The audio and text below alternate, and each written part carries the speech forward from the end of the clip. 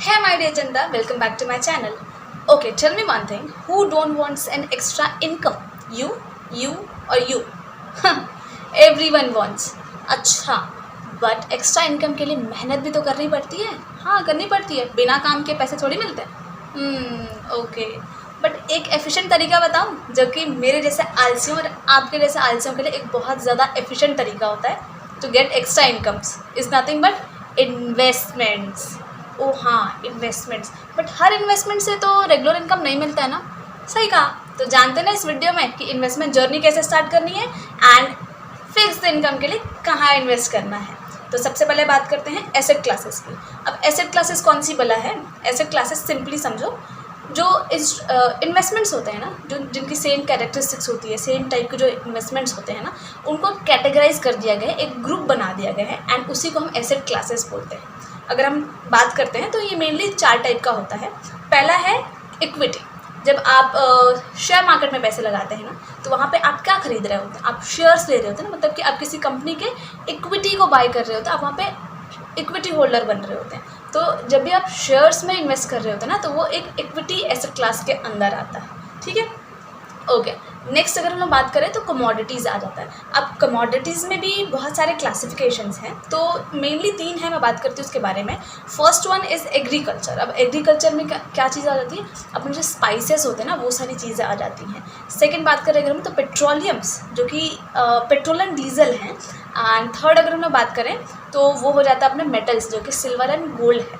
अब कमोडिटीज़ में इन्वेस्ट करना हमेशा अच्छा नहीं होता है, क्योंकि ये लॉन्ग टर्म के लिए नहीं है. जैसे कि स्पाइसेस की बात की थी हमने, तो स्पाइसेस में जो है आप लॉन्ग टर्म के लिए इन्वेस्ट नहीं कर सकते, क्योंकि उनका लाइफ स्पेन जो होता है ना, वो बहुत कम होता है. ठीक है. तो आप उसमें जो है बहुत लॉन्ग टर्म के लिए इन्वेस्ट नहीं कर सकते. बट हाँ, if you want to invest in commodities तो गोल्ड एंड सिल्वर जो है आपके लिए बेस्ट ऑप्शंस होंगे.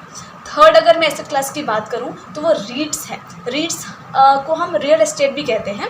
रियल एस्टेट्स का सिंपल मतलब है जो हम ज़मीनों में पैसे लगाते हैं ना, ज़मीन खरीद के उसमें इन्वेस्ट करते हैं. जब हम लोग रियल एस्टेट्स में इन्वेस्टमेंट कर रहे थे, पैसे लगा रहे थे, उनको होल्ड करके रखते हैं लॉन्ग टर्म के लिए, तो ये जो है रीट्स के अंदर आता है, रियल एस्टेट्स के एसेट क्लास के अंदर आता है. लास्ट अगर हम लोग बात करें तो वो डेट एसेट क्लास होता है. इसको हम लोग फिक्स्ड इनकम एसेट क्लास भी बोलते हैं. फिक्स्ड इनकम, इसी बारे में तुमको जानना था. हाँ, तो पता तो चल ही गया होगा कि अगर फिक्स्ड इनकम चाहिए तो कहाँ इन्वेस्ट करना है. डेट एसेट क्लासेस में. अब ये होते क्या है, तो जो गवर्नमेंट के बॉन्ड्स होते हैं ना, जैसे डिबेंचर्स हो गए, सोवरिन गोल्ड बॉन्ड्स हो गए, ठीक है, ये सारी चीज़ें जो गवर्नमेंट बॉन्ड जारी करती है ना, तो जब आप उसमें पैसे लगाते हो, बेसिकली आप गवर्नमेंट को काइंड ऑफ डेट दे रहे होते हो, तो यू आर अ लेंडर. तो इस हिसाब से जो है यहाँ पे आपको इंटरेस्ट रेट के इंटरेस्ट जो होता है ना, उसके वो पे आपको फिक्स्ड इनकम मिलता रहता है. ठीक है. ओके. अच्छा, ऐसा. तो लेकिन सिर्फ और सिर्फ एसेट क्लासेस के बारे में जान के आप इन्वेस्टमेंट अपना शुरू नहीं कर सकते, क्योंकि एक बहुत इंपॉर्टेंट चीज़ जो आप सब मिस कर जाते हैं वो है रिस्क के बारे में पढ़ना. रिस्क के बारे में जानोगे तब तो जानोगे ना कि किस चीज़ को अवॉइड करना है, किस चीज़ को अवॉइड नहीं करना है. तो ये तो बहुत सारे रिस्क होते हैं, बट जो मेनली रिस्क होते हैं ना, जो कि हमको हमेशा ध्यान रखना चाहिए, तो वो हो जाता है, क्योंकि हमारे लिए बहुत ज़्यादा इंपॉर्टेंट हो जाता है. सबसे पहला रिस्क जो कि हर जगह है, इन्फ्लेशन रिस्क. इन्फ्लेशन रिस्क जो है उसको महंगाई से रिलेट किया जाता है. अब इसमें होता क्या है, देखो, सपोज़ आज मैंने कोई चीज़ खरीदी है 500 में एंड इन फ्यूचर जो है वो सेम चीज़ मुझे 500 में नहीं मिलेगी. जाहिर सी बात है, क्योंकि महंगाई बढ़ती रहती है. अब जब महंगाई बढ़ रही है तो कोई भी सेम चीज़ आज की डेट पे जो है, जो प्राइस है उसका 5 साल के बाद सेम नहीं होगा. क्यों? क्योंकि कुछ ना कुछ इन्फ्लेशन लगता है, महंगाई दर बढ़ता है ना, तो जो हमारा प्राइस है वो भी इंक्रीज़ होता है. जब प्राइस इंक्रीज़ होता है तो इससे जो हमारे पैसे हैं, जैसे कि आप पैसों को सिर्फ और सिर्फ सेविंग अकाउंट में जब डाल देते हैं ना, जहाँ पे सिर्फ आपके पैसे बैठे हुए हैं, या फिर अपने लॉकर में जब आप पैसे रख देते हैं, तो आपके पैसे सिर्फ बैठे हुए हैं और उनकी वैल्यू कम हो रही है. समझ में आ रही है बात? तो पैसों को यूँ बैठा के मत रखिए, उन्हें इन्वेस्ट कीजिए अच्छी जगह पे. ओके. पहला रिस्क हमने बात कर लिया इन्फ्लेशन रिस्क, जो कि महंगाई के रिस्पेक्टिव में आता है. ओके. या नेक्स्ट अगर हम लोग बात करें तो आ जाता है अपने पास मार्केट रिस्क.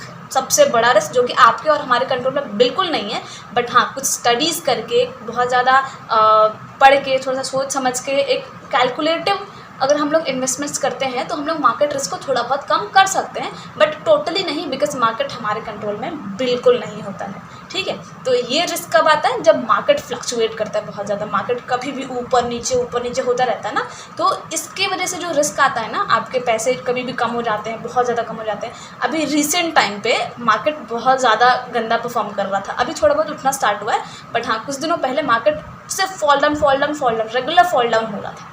तो ये चीज़ें जो है आप हम कंट्रोल नहीं कर सकते, बट हाँ कुछ ऐसे सेक्टर्स हैं जो कि जब पूरा मार्केट गिरता है फिर भी थोड़ा बहुत स्टेबल रहते हैं। ये नहीं कह रही कि गिरते नहीं हैं, गिरते हैं, बट एक स्टेबिलिटी फिर भी मेंटेन करके रखते हैं ताकि आपको एक हार्ट अटैक ना आ जाए। ओके या सो ये हमने बात कर ली। पहले हमने बात किया था इन्फ्लेशन वाला, एंड देन हमने मार्केट एंड ये जो प्राइस रिस्क होता है ना उसका बात कर लिया। उसके अलावा रिस्क की बात करें तो एक लिक्विडिटी रिस्क जो कि बहुत ज़्यादा ध्यान रखने वाली चीज़ होती है। हम पैसे सेव क्यों करते हैं, क्योंकि हमको जब भी नीड पड़े हम पैसे ले पाएँ, ठीक है। हर टाइम ऐसा नहीं होता है, कुछ टाइम पे मैं आगे बात करूँगी कि हम इन्वेस्टमेंट्स जो है वो कुछ गोल ओरिएंटेड भी करते हैं, ठीक है, but most of the time हमारी सेविंग्स जो होती है वो हमारी अर्जेंसी के लिए होती है कि इन फ्यूचर अगर कोई अर्जेंसी क्रिएट होती है तो मैं ये पैसे जो है विड्रॉ करके अपना यूज़ ले सकूँ, राइट। हाँ, बट अगर आपने कहीं ऐसी जगह पे इन्वेस्ट कर दिया, एग्जाम्पल दूँ तो रियल एस्टेट्स में लिक्विडिटी बहुत कम होती है। लिक्विडिटी का मतलब क्या वो समझा दूँ पहले, कि सपोज़ मुझे कोई चीज़ अभी बेचनी है एंड पैसे मुझे लिक्विड में ले लेना है, कैश ले लेना है मुझे, और मैं अपना काम करना है, बट उस चीज़ में डिले हो रहा है, तो वहाँ पर लिक्विडिटी रिस्क है, क्योंकि मैं पैसे को बहुत जल्दी अपना इन कैश नहीं करा पा रही हूँ, ठीक है। जैसे आप स्टॉक मार्केट में भी इन्वेस्ट करते हैं ना, तो वहाँ भी आपको लिक्विडिटी बहुत कम नहीं है, ठीक है, ठीक ठाक लिक्विडिटी, क्योंकि आपको विदिन 24 आवर्स आपको पैसे मिल जाते हैं, तो ये ठीक ठाक टाइम पीरियड है फिर भी। लेकिन हम रियल एस्टेट्स की बात करें तो रियल एस्टेट्स में लिक्विडिटी बहुत कम होती है, बहुत ज़्यादा कम होती है, क्योंकि वहाँ पर आपको बहुत सारे डॉक्यूमेंटेशंस करने पड़ जाते हैं। जब ज़मीन की हम खरीदी बिक्री करते हैं तो बहुत टाइम लग जाता है। लाइक आपका एजेंट आएगा, वो ज़मीन देखेगा, फिर आपके जो बायर्स होंगे वो ढूंढने में भी तो टाइम लगता है ना। आपको एक दिन में तो कोई बायर मिल नहीं जाएगा आपके लैंड के लिए। तो इसीलिए ये जो रियल एस्टेट्स वाला एसेट क्लास है ना, वहाँ पर लिक्विडिटी बहुत कम होती है, ठीक है। तो आप इसका भी ध्यान रखें। एंड इसके अलावा बहुत सारे रिस्क होते हैं, एंड बट ये कुछ मेन रिस्क है जिसका आपको ख्याल रखना होता है जब आप इन्वेस्टमेंट्स करने जा रहे हैं। ओके, सो हम लोगों ने एसेट क्लासेस की बात कर ली, हम लोगों ने उससे रिलेटेड जो रिस्क होते हैं उसके बारे में बात कर लिया। एक और रिस्क बच गया है, सोच रही बता ही देती हूँ। मतलब ऐसे तो बहुत सारे रिस्क हैं, ठीक है, बट एक मेन और रिस्क बच गया जो कि क्रेडिट रिस्क होता है। अब ये क्रेडिट रिस्क कौन सी वाला,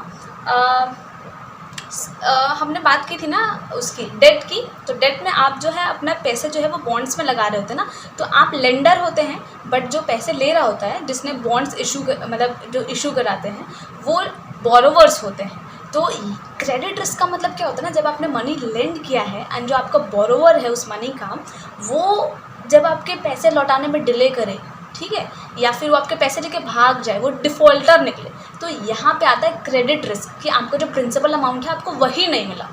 तो ये चीज़ें जो है आपको ध्यान में रखना होता है बहुत ज़्यादा।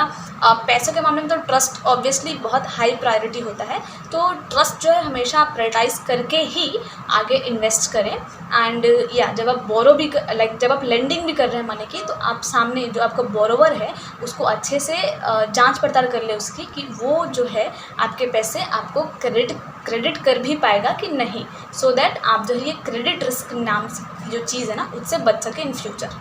Okay, so asset classes and risk हो गए, तो अच्छा जान गया। बट इन्वेस्टमेंट कैसे करें तो जानते ना इस बारे में भी। ये बताइए इन्वेस्टमेंट क्यों करना चाहिए? क्योंकि मेरे पास बहुत सारे पैसे हैं? नहीं। तो क्योंकि मेरे फ्रेंड्स ने कहा था? बिल्कुल नहीं। फिर क्योंकि कूल है, आजकल सब कर रहे हैं? ये तो बिल्कुल नहीं, तीनों चीज़ें बकवास हैं। इन्वेस्टमेंट क्यों करना चाहिए? देखो, अगर मान लो एक एग्जांपल देती हूँ, मैंने कहा कि आपको एक एग्ज़ाम की तैयारी करनी है, ठीक है, एंड आपने फिर मुझसे कुछ नहीं पूछा, आपने सुना कि आपको एक एग्ज़ाम की तैयारी करनी है, आप लग गए, आप किताबें निकाल रहे हो, पढ़ रहे हो, इधर उधर से सब कुछ पढ़ रहे हो, आपने ना सिलेबस देखा, ना आपने PYQs देखे, ना कुछ देखा, एंड आप बस पढ़ना शुरू कर दिए। इससे क्या होगा? नो डाउट आपका नॉलेज तो इम्प्रूव होगा, बिकॉज तुम पढ़ रहे हो तो वो अंदर तो आपके दिमाग में जा रहा है ना, knowledge will improve, but exam clear होगा क्या? इसका अश्योरेंस है क्या? नहीं है। क्योंकि जब आप किसी चीज़ की तैयारी करते हैं ना, किसी चीज़ की प्रिपरेशंस करते हैं, तो आपको उसको बहुत अच्छे से एनालाइज़ करना होता है। इससे आपका जो पास होने के जो चांसेस होते हैं ना, वो बहुत ज़्यादा बढ़ जाते हैं। आप PYQs देख लो, सिलेबस देख लो, है ना, उसके जो रेफरेंस होते हैं, बुक्स होते हैं, वो सारी चीज़ें आप लेके फिर उससे पढ़ो, तो जो है बेटर हेल्प करेगा आपको आपके प्रिपरेशंस में। रिलेट करते हो इन्वेस्टमेंट से भी। रुकिए, होता क्या है कि सपोज़ मैंने बोल दिया आपको इन्वेस्ट करना है, अब आप जो है आपके पास पैसे हैं, आपने कहीं भी डाल दिया, अच्छा डाल दिया, तो अब आपने ना देखा कि रिस्क क्या है, आपके गोल्स क्या है, कुछ भी नहीं देखा आपने बस डाल दिया। तो एग्ज़ाम वाले केस में क्या हुआ था ना, आपने अपना गोल सेट नहीं किया था कि अच्छा मुझे यही पढ़ना है, इतना पढ़ना है, यहाँ से पढ़ना, उतना पढ़ना है, तो इस वजह से आप इधर उधर भाग रहे थे, तो आप जो है वहाँ पे बहुत ज़्यादा हड़बड़े वाले इंसान लगने लगे। ठीक है, वैसे इन्वेस्टमेंट्स में भी होता है कि अगर आपका एक गोल क्लियर नहीं है, अगर आपके पास एक गोल नहीं है कि आप इन्वेस्टमेंट्स क्यों कर रहे हैं, तो उस इन्वेस्टमेंट का कुछ ज़्यादा आपको फ़ायदा नहीं मिलता है। ठीक है, नो डाउट पैसे तो बढ़ेंगे, जैसे कि नो डाउट आपका नॉलेज बढ़ रहा था, वैसे नो डाउट पैसे तो बढ़ेंगे लॉन्ग टर्म में, बट हाँ आप उसका कोई सिस्टमैटिक यूज़ नहीं ले पाएंगे। सिस्टमैटिक यूज़ लेने के लिए क्या करना होता है, तो कुछ नहीं, सिंपली देखो, आपका सबसे पहले एक गोल होना चाहिए। सपोज़ आप एक जॉब करने वाले इंसान हैं, आपके बच्चे हैं, ठीक है, सपोज़ आपका बच्चा जो कि 8th क्लास में है अभी, एंड आप चाहते हैं उसको एक लाइक पायलट बनाना है, फिर समथिंग कोई डॉक्टर बनाना इन फ्यूचर। तो आप क्या चाहते हैं कि अच्छा इसके लिए हम अभी से पैसे सेव करना शुरू कर दें। तो मान लीजिए अब आपके पास लगभग कितने 5-6 साल हैं, तो 5-6 साल के लिए आपके पास कुछ अच्छा खासा अमाउंट है, एक पूल ऑफ लाइक एक पूल है आपके पास ऑफ मनी, तो आप उसको इन्वेस्ट करेंगे। तो इस इन्वेस्टमेंट से पहले आपको क्या पता है कि ये जो पैसे हैं मेरे, ये मैं लॉक कर रहा हूँ इस टाइम पीरियड के लिए, एंड इसका जो गोल है वो ये है, जब मेरे को इतने पैसे मिल जाएंगे तो मैं ये पैसे निकाल लूँगा और ये पैसे मैं अपने बच्चे की पढ़ाई में लगा दूँगा। तो ये आपका एक क्लियर कट है ना, तो उस पैसों को आप बीच में कभी डिस्टर्ब नहीं करेंगे, वो अपना बढ़ रहा होगा, एंड जब आपको यूज़ लगेगा आप उसे निकाल के अपने यूज़ में ले लेंगे। वही अगर हम बात करें, लाइक सपोज़ आप स्टूडेंट हैं या फिर आप ग्रेजुएट भी हैं और कोई कॉम्पिटिटिव एग्ज़ाम की तैयारी कर रहे हैं, एंड आपके पास जो पॉकेट मनी आती है आप थोड़ा सा उसमें सेव कर ले रहे हैं, तो अब आपको क्या उस टाइम पे हमको क्या नीड होती है ना, एज ए स्टूडेंट्स हमको चाहिए होता है कि कुछ थोड़ा बहुत इधर से कुछ आ जाए, है ना, ताकि ज़्यादा घर वालों से पैसे ना मांगना पड़े। तो सबसे बेस्ट ऑप्शन है ना कि आपकी जो सेविंग्स होती है ना, उसको इन्वेस्ट करो। एंड क्यों इन्वेस्ट करो, ताकि एक एक्स्ट्रा सोर्स ऑफ इनकम आता रहे। तो इस टाइम पे आप क्या करोगे, डेट्स में इन्वेस्ट करोगे ना, है ना, हाँ, तो ये चीज़ करो। एंड हाँ, तो क्योंकि आपके पास एक गोल है ना, तो उस गोल ओरिएंटेड जब आप इन्वेस्टमेंट्स करोगे तो उस टाइम पीरियड पे आपको आपका वो अमाउंट मिल जाएगा, आपका वो काम भी हो जाएगा। तो एक अश्योरेंस मिलता है कि हाँ मेरे को इस काम के लिए ये पैसे मैंने रख रखे हैं, उस टाइम में मुझे वो पैसे मिल जाएंगे और मेरा काम हो जाएगा, एक श्योरिटी होती है। ठीक है, ओके, सो इस चीज़ को ध्यान में रखो। एंड एक और चीज़ कहूँ, अगर जो ये लिक्विडिटी वाली चीज़ थी या इन्फ्लेशन वाली चीज़ थी ना, ये हम सब करते हैं। हमारे घरों में पैसे कैसे सेव होते हैं आज की डेट में, इन्वेस्टमेंट जो है वो बहुत ज़्यादा अवेयर नहीं है इस बारे में, लोग बहुत कम लोग अवेयर हैं। एंड बहुत लोग को ऐसा लगता है बहुत ज़्यादा दिमाग वमाग लगाना पड़ता है, बहुत लोगों को लगता है सट्टा है, जुआ है, बट ऐसा नहीं है।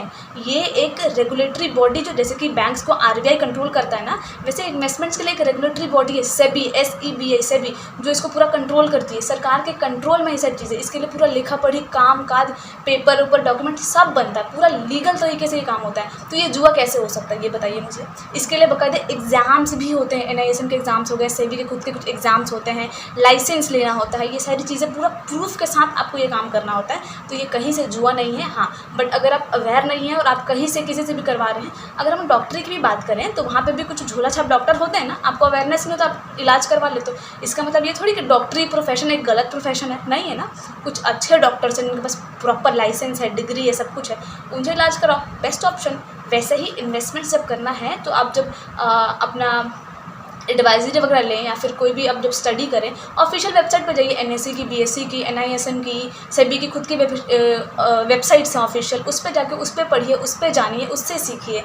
बहुत सारे ऐसे यूट्यूबर्स हैं जो कि फिन इन्फ्लुएंसर्स हैं, जो कि बहुत अच्छी अच्छी चीज़ें बताते हैं मार्केट के बारे में, रियलिटी बताते हैं, जो कि आपके जो मन में मिथ भरा हुआ ना उसको ख़त्म करेगा। तो वो सारी चीज़ें देखिए जिससे कि आप मार्केट को अच्छे से समझें, एंड जो उसके बारे में गलत शब्द भरा हुआ ना मन में, वो ख़त्म। ठीक है। एंड इन्वेस्टमेंट एक बेस्ट ऑप्शन है। मैं तो कहूँगी अगर आप मेरे एज ग्रुप के लोग हैं, अपने घर में ज़रूर अपने पेरेंट्स को बताइए कि इन्वेस्टमेंट्स कितना ज़्यादा इंपॉर्टेंट होता है। इन्वेस्टमेंट्स के थ्रू आप अपने पैसों को बहुत बहुत इम्प्रूव करा सकते हैं। एंड अगर आप म्यूचुअल फंड्स वगैरह में भी इन्वेस्ट करना चाहें, बहुत सारे ऑप्शंस होते हैं। डिपेंड करता है आपका नीड क्या है एंड आपके गोल्स क्या है एंड आपका रिस्क प्रोफाइलिंग क्या है। उस हिसाब से आप जो है बहुत सारे सेक्टर्स हैं जिसमें आप पैसे लगा के अपना जो पैसा है उसको बैठे बैठे ग्रोथ करा सकते हैं। तो लॉकर्स में पैसा रखना प्लीज़ बंद करवा दीजिए अपने घर वालों का। पैसे लेके इन्वेस्ट कर दीजिए कहीं अच्छी जगह पे। एंड बस यही था मेरा मोटिव कि इन्वेस्टमेंट्स को प्रमोट किया जाए, क्योंकि आज के डेट में देखिए अब जो प्लेटफॉर्म्स है अपने पास, ये जो ब्रोकरेज प्लेटफॉर्म्स हैं, उनका भी यही एम है ना कि इन्वेस्टमेंट्स को इम्प्रूव कराया जाए। पहले तो बिना ऑनलाइन के कैसे होता था, हमको क्या बोलते हैं सिक्योरिटी पेपर्स एंड ऑल सब बनवाने होते थे, वहाँ पे जाके बोली लगानी पड़ती थी, वो जो मार्केट एंड ऑल होता था, दलाल स्ट्रीट एंड ऑल, तो वहाँ बहुत कचरा था। बट आज के डेट में सब ऑनलाइन है, कितना सारा अवेयरनेस है, कितना सारा कंटेंट है, लीगल कंटेंट्स हैं, उनको पढ़िए समझिए एंड अवेयरनेस फैलाइए, क्योंकि इन्वेस्टमेंट्स से ही ना अपना जो कंट्री का जीडीपी है ना वो ग्रो करेगा। एंड येस, क्योंकि आप फॉरेन कंट्रीज़ में जाएंगे, इन्वेस्टमेंट जो है वो सबका लाइफ का एक पार्ट है। एंड हमारे कंट्री में तो अवेयरनेस ही नहीं है बहुत सारे लोगों को, तो इस चीज़ पे काम करना होगा। So I hope you are with me and you will also try. So आप भी अपना मनी इन्वेस्ट कीजिए, अपने पेरेंट्स को भी बोलिए, अपने फ्रेंड्स को भी बोलिए, अपने रिलेटिव्स को भी बोलिए, ताकि सब पैसे बनाएं एंड हमारा जो कंट्री है उसका जीडीपी जो है वो बूम करे एंड कंट्री ग्रो करे। Thank you so much. I hope you like my channel. Please like, subscribe and share. Thank you.